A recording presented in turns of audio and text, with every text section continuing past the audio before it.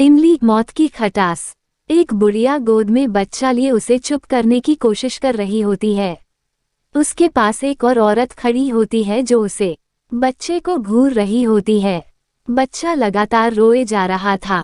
बुढ़िया, ये ले बेटी तेरा नया खिलौना, देख तो सही कितना प्यारा है, जब तू पैदा हुई थी बिल्कुल इसके जैसे ही खिलखिलाती थी। ये ले, ये तेरी गोद में जाने के लिए बेताब है, ले रख अपनी अमानत को अपने पास। ये कहते हुए वह बुढ़िया उसे बच्चों को औरत को पकड़ा देती है। औरत, आले आले मेरा राजा बेटा, अपनी माँ को अपना चेहरा नहीं दिखाएगा।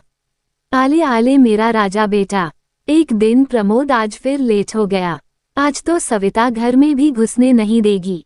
इस हालत में उसको अकेला छोड़कर काम पर जाने का मेरा बिल्कुल मन नहीं करता। प्रमोद खुद में बड़बड़ाता हुआ रास्ते से गुजर रहा होता है कि तभी एक पागल औरत अपने हाथ में किसी और की तस्वीर लिए प्रमोद के सामने आ जाती है। औरत, तुमने इस औरत को कहीं देखा है? ये मुझसे मेरा बच्चा चुराकर भाग गई है। बहुत ढूंढा इसे मगर नहीं मिलती। क्या आपने इसे कहीं देखा है? प्रमोद, कौन है आप और मुझे बीच रास्ते में परेशान क्यों कर रही है? छोड़ो मुझे, मैंने ऐसी किसी औरत को नहीं देखा। इतना कहते ही प्रमोद उस पागल औरत को साइड कर आगे बढ़ जाता है। पर उस पागल औरत की बातें अभी खत्म नहीं हुई थी, जिसे पूरा करते हुए उसने प्रेम से कहा, ये औरत गर्भवती औरतों को इमली खिलाती है और उनसे उनका बच्चा चुरा कर ले जाती है। हाँ, हो सके तो तुम इस औरत से बचकर रहना प्रमोद। प्रमोद ने जैसे ही अपना नाम सुना उसके पैर जम से गए। वो कुछ बोलने के लिए पीछे मुड़ा ही था कि उसने देखा उसके पीछे कोई नहीं था। वो पागल औरत जा चुकी थी। घर पहुंचकर प्रमोद सोच रहा हूँ वर्क फ्रॉम होम ले लूँ। घर पर रहूंगा तो काम भी कर लूंगा और तुम्हारी देखभाल भी हो जाएगी। सविता, प्रमोद, तुम्हें फिक्र करने की कोई जरूरत नहीं है। मैंने डिलीवरी तक के लिए आया को रख लिया है जो घर के साथ साथ हमारे होने वाले बच्चे की देखभाल करेगी। प्रमोद, अच्छा मगर सोच समझकर रखना काम पर, आजकल बच्चा चोरी होने की बहुत खबरें सुनने को मिल रही हैं। सविता, हाँ देख परख कर ही रखा है, उसको कल से आएगी वो काम करने। वैसे ये सब छोड़ो, मैंने तुमको इमली लाने को कहा था ना, कहाँ है वो? आज फिर भूल गए ना? सविता ने जब इमली खाने की बात कही है तो प्रमोद को उस पागल औरत की वो बातें याद आ गई। प्रमोद, पता नहीं तुमको खट्टा खाने में क्या मजा आता है। अगली सुबह सविता, अरे लीला, तुम तो 8 बजे आने वाली थी और अभी तो 7 ही बजे हैं। लीला, सविता दीदी, मैंने आपके बारे में सब कुछ पता किया। अगर आज मैं जल्दी नहीं आती तो आपने पहले ही घर का काम कर लेना था और अभी तो आपको 7वां महीना शुरू हुआ है। आपको आराम की जरूरत है। सविता आराम से सोफे पर बैठे लीला को घर को चमकाते हुए देख रही थी। लीला ने जब घर का सारा काम खत्म कर लिया, लीला, लीजिए दीदी जूस पीजिए, आराम आ जाएगा। और इस महीने में तो आपको थोड़ी थोड़ी देर में कुछ ना कुछ खाना चाहिए, पर आप तो ऐसे ही बैठी रहती हैं। सविता, लीला, तुझे तो पता ही है प्रेगनेंसी के इस वक्त में खट्टा खाने का बड़ा मन करता है। मैं कितने दिनों से प्रमोद से कह रही हूँ मुझे इमली खानी है, पर वो लाते ही नहीं। तू लाएगी क्या मेरे लिए?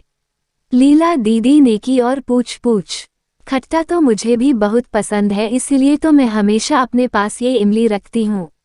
मेरे घर के पास तो इमली का बड़ा सा पेड़ भी है। जब मन किया मुंह खट्टा कर लिया। लीजिए, आप भी ले लीजिए। उसी रात सविता, लीला कहाँ है तू? मुझे दर्द हो रहा है लीला।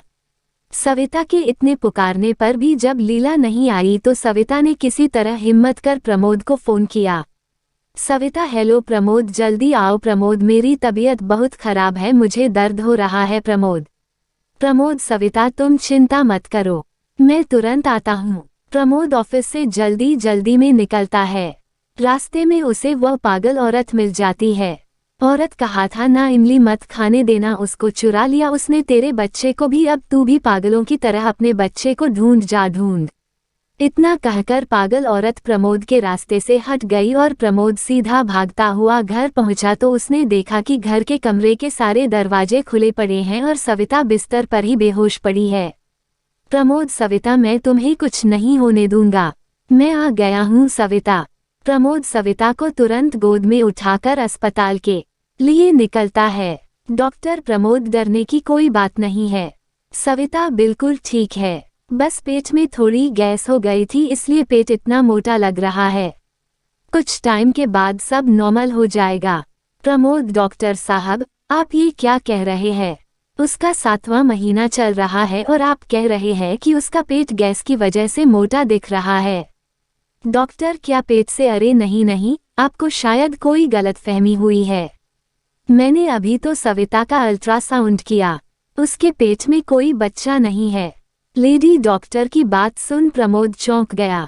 उसे एक बार फिर से उस पागल औरत की बात याद आई और वो भागते हुए फिर से उसी सड़क पर पागल औरत से मिलने जा पहुंचा। प्रमोद, तुमने बिल्कुल सही कहा था, किसी ने मेरे बच्चे को चुरा लिया है। पागल औरत किसी ने नहीं बल्कि उसने ही तुम्हारे बच्चे को चुराया है। दरअसल पिशाच के बच्चे 7 महीने में ही पैदा होते हैं। प्रमोद, पर वो ये सब करती क्यों है? क्या मिलता है उसको? पागल औरत इन्हीं पिशाच की एक बेटी हुआ करती थी जिसको एक इंसान से प्यार हो गया था। दोनों ने शादी भी करी लेकिन पिशाच की बेटी कभी मां नहीं बन पाई। इस चक्कर में उसका उसे रोज मारता पीटता घर से निकाल देता। जब इमली पिशाच की बेटी से बर्दाश्त नहीं हुआ तो उसने आत्महत्या करने की कोशिश की, पर उसकी मां इमली ने उसे बचा लिया। पर वो पहले जैसी नहीं रही, पागल हो गई उस बच्चे के दुख में जिसने उसे कभी मां कहकर भी नहीं पुकारा। प्रमोद, तो इमली पिशाच अपनी बेटी के लिए इन बच्चों को चुराती है, पर वो तो सिर्फ 7 महीने के होते हैं, फिर बच्चे कैसे जिंदा हो पा रहे हैं? औरत, यही तो इमली पिशाचिनी का जादू काम आता है।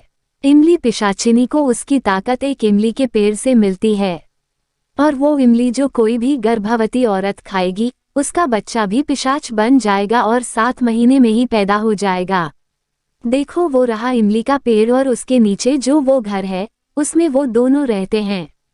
यहाँ से तुमको अकेले ही जाना होगा। प्रमोद, मुझे एक बात समझ नहीं आई, आप मेरी इतनी मदद क्यों कर रही हैं? औरत, मैं नहीं चाहती जिस दर्द और तकलीफ से मैं गुजर रही हूँ उससे तुम्हारी पत्नी भी गुजरे। और याद रखना, पिशाच पैदा होने के बाद दोबारा कोई मां नहीं बन सकता। इसके बाद प्रमोद इमली के नीचे मौजूद घर की ओर निकल जाता है। बुढ़िया पिशाचिनी, ये ले बेटी तेरा नया खिलौना, देख तो सही कितना प्यारा है। जब तू पैदा हुई थी बिल्कुल इसके जैसे ही खिलखिलाती रहती थी। बुढ़िया पिशाचिनी उसे बच्चों को औरत पिशाचिनी की गोद में दे देती है।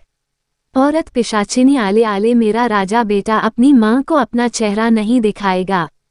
प्रमोद, चुपचाप से मुझे मेरा बच्चा वापस कर दे पिशाचिनी, वरना मैं तेरे साथ इमली का पेड़ भी जला दूंगा, समझी? औरत पिशाचिनी, मां कौन है ये जो मुझसे मेरा बच्चा छीनने आया है?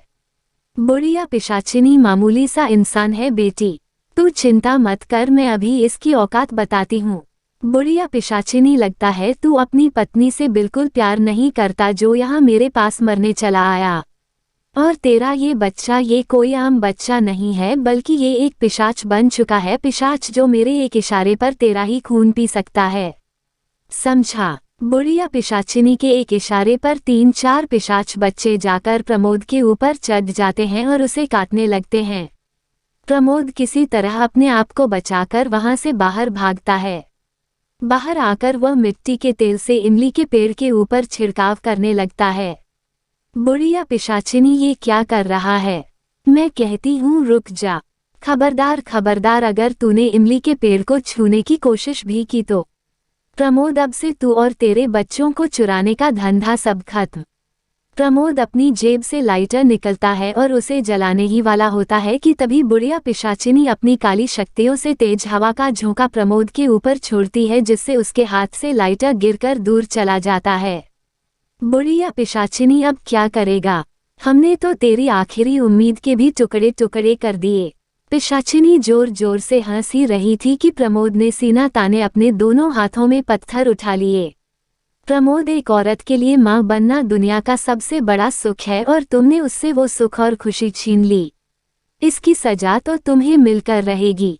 इतना कहकर प्रमोद अपने दोनों हाथों में लिए पत्थरों को आपस में रगड़ने लगता है और उससे जो चिंगारी निकलती है उससे वो इमली का पेड़ जलने लगता है।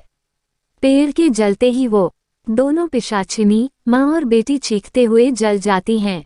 दोस्तों, आपको कैसी लगी ये horror story please comment section में बताएगा। अगर आपको ये कहानी पसंद आई तो प्लीज़ मेरे चैनल को सब्सक्राइब करें। मेरी कहानी सबसे पहले सुनने के लिए बेल आइकन को ऑल पर रखिए। हर दिन एक नई कहानी, तब तक के लिए हर हर महादेव।